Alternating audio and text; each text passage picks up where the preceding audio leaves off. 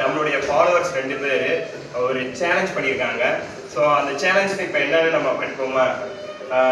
2K கருவா பையா அவர் தான் இப்போ ஒரு ஃபஸ்ட்டு சேலஞ்சு.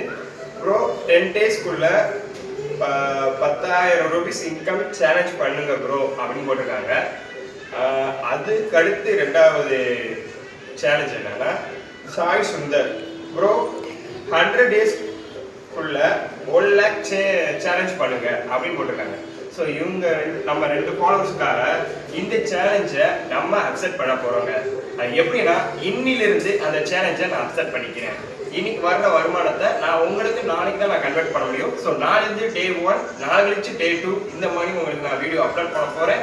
ஸோ 10 டேஸ்க்குள்ள 10,000 ரூபீஸ், அதுக்கடுத்து 100 டேஸ்க்குள்ள 1 லேக் நம்ம சேலஞ்ச் அக்செப்ட் பண்ணுறோமா இல்லை ஃபெயிலியர் ஆகிறோமா வெயிட் பண்ணி பார்ப்போம். ஓகே, டாடா, பாய்.